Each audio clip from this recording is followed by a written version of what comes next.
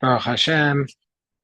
Today's daf yomi is Zevachim daf Pei Gimel Zevachim 83. So let's start on top of Pei Gimel Amid Aleph, 3 lines from the top, where it says that if it said in our Mishnah that if you brought the blood in to serve as an atonement, then under those circumstances, we said in our Mishnah, even though Rabbi Eliezer says it's disqualified, even though you didn't do the atonement, whereas Rabbi Shimon says you have to have actually done the atonement, or else it's not disqualified.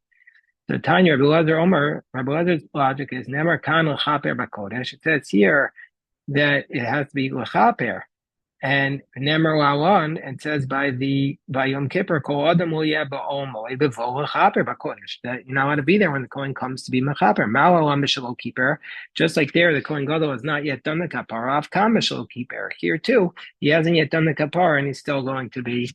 It's still possible. Whereas Rabbi Shimon says Nemer Kan L'chaper, and Nemer Lawan, it says here L'chaper, and it says by the bull and the goat of Yom Kippur, Asher Huva Damam L'chaper. There it says that the blood had done the kapara. He has to have done the kapara. So the Gemara says, what's their source of their argument? So according to Rabbi Eliezer, we compare the two karbono, the chutz michutz, meaning to say that the Kohen is coming from the outside and this is outside, meaning the dam chadas achitzona, and from this person that the Torah tells us to stand outside. It says if he's coming to be mechaper b'kodesh,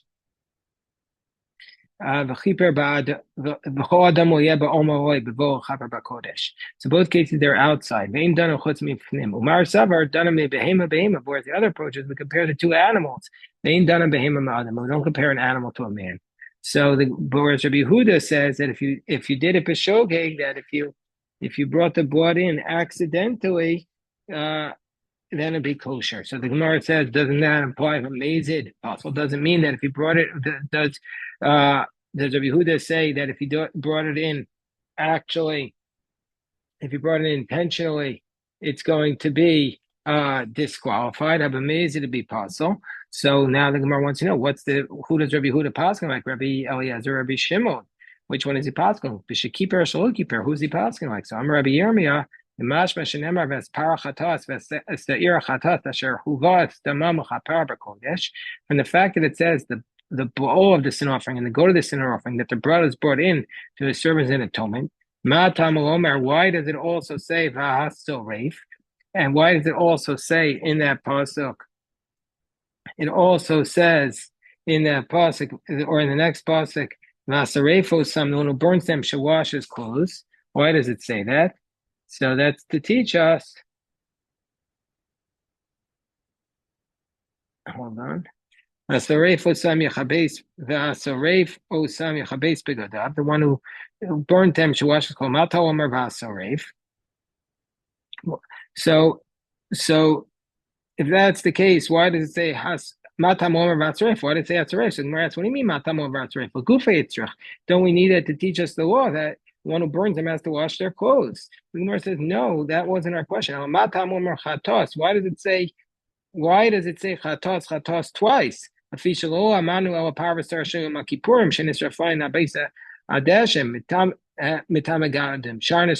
how do we know everything else that is burnt that you also wash your clothing? So Rabbi Yehuda learned that that everything else that's burnt your mitame your clothes. Whereas Rameir says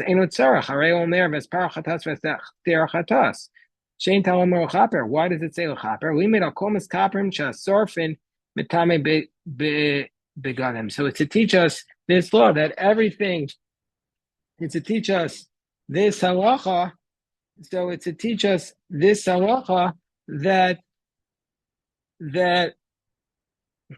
it's to teach us this halacha that the person who burns them, his clothing becomes tamei.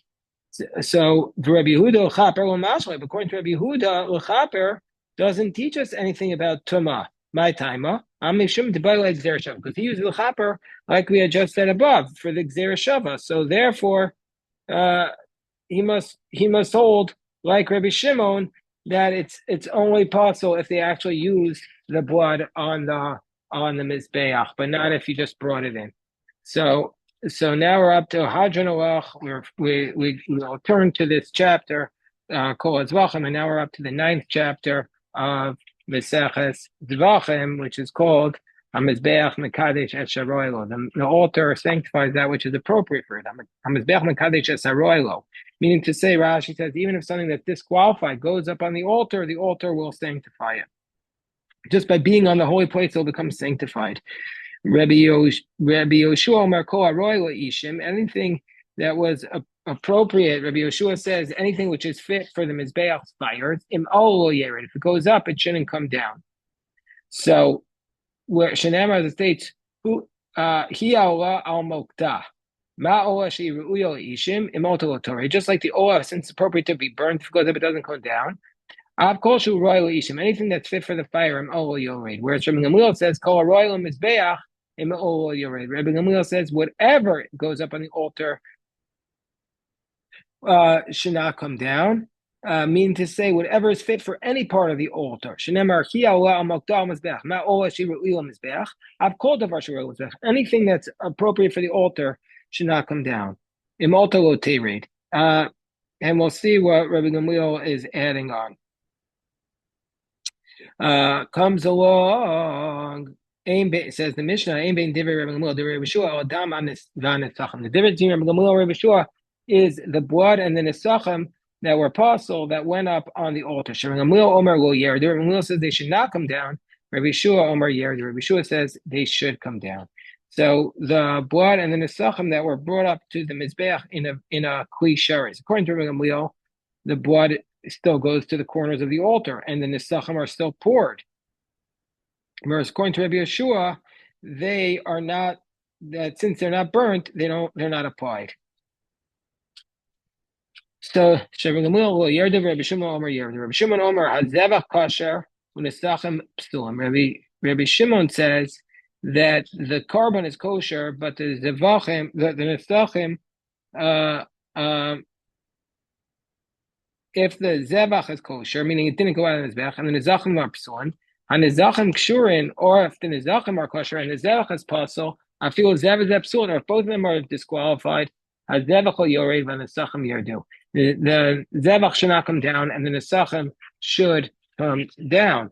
So now we're up to the Gemara on Pei Gimel Beis. So the Gemara says, Roylo in, Shane Roylo, meaning to say, it says if something is a fit for the Mizbeach, it goes up, but if it's not fit, it doesn't. What's it coming to exclude? Papa, mute kamatzim shal kitchabakli. If you have a kli shares, if you have a kometz, you take it and you put it in a kli shares, and then to bring it to the altar again, you need to put in a different kli. So that kli that you put the kometz into,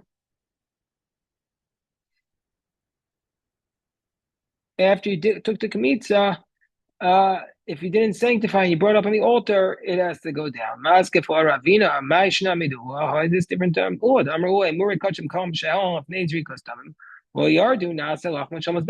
says that if you have the parts of the kachim column that went up before the blood was sprinkled, they shouldn't come down because they become the bread of the altar. So if that's the case, why do these kamatzin have to come down? So Gemara says, but Hani Mechsur Maise Begufayil. The sacrificial parts, there's nothing that you need to do to them. You just needed to have the blood sprinkled. But the Kamitza, it was missing an act on itself. Rabbi Yoshua Amar Kol Haroy Lo Ishim, anything that's appropriate for the fire doesn't come down. Rabbi Gamliel Nami Yoksiv O Amakta. What does Rabbi Gamliel do with the pasuk O Amakta? So he says the Hula Dure Pokin Huda. So that's to tell us that if there is something that bursts off the Mizbeach, it doesn't come back. That we have to bring it back. Hula Dure Pokin Huda says to return the things that jump off. Idach Dure Pokin Minali. How does he know? Minali may Asher Tochal Eish. He learns it out from that which the fire consumes. Meaning to say that. So he says that this means that which jumped off the altar has to go back. V'idach ahumi ba. What does we'll do with that phrase? You return it. You return it for for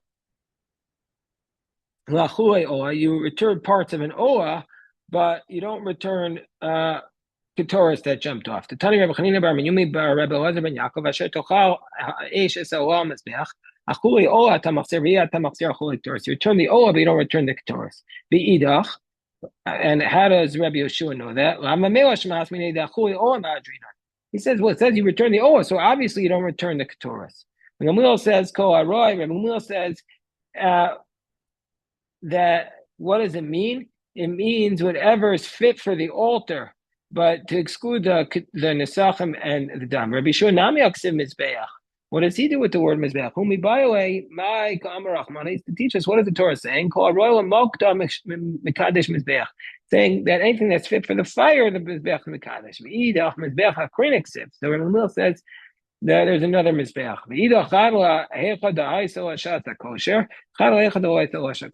And whereas Rabbi Shua says one is where there was a period where it was okay, and one is where it doesn't. If it has a shasta kosher, meaning to say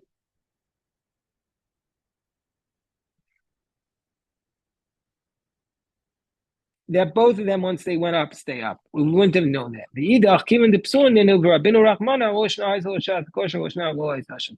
Rabbi says since they're both taught on Torah adds it doesn't matter whether or not as a shasta kosher. Rabbi Shimon says that zevach kosher. Tanya Rabbi Shimon Omer ola ma ola baba goas. Just like an ola is something which comes on its own, and so too everything that comes on their own account remain on the altar once they're there. Yotzu nisachim abam begazel. So it excludes an nisachim that only comes because of mizbeach. So Rabbi Yossi Aglili Gemara has another opinion. Rabbi Yossi Aglili and Rabbi Akiva. Rabbi Yossi Aglili, we told Shanem Rakon Ogem Mizbeach Yikdash. Whoever touches the altar will be sanctified. I might think Bein Roy Bein Shein Roy, whether or not it's Roy for it. Tamalomar Kivasim. Ma Kivasim Ru'im Avkol Ru'im. Meaning to say, just like sheep are Roy, so anything that's fit cannot come down. And if it was never fit to go up, it comes down. Whereas Rabbi Akiva says, Ola, Ma Ola Ru'uya, Avkol Ru'uya. So anything that's fit.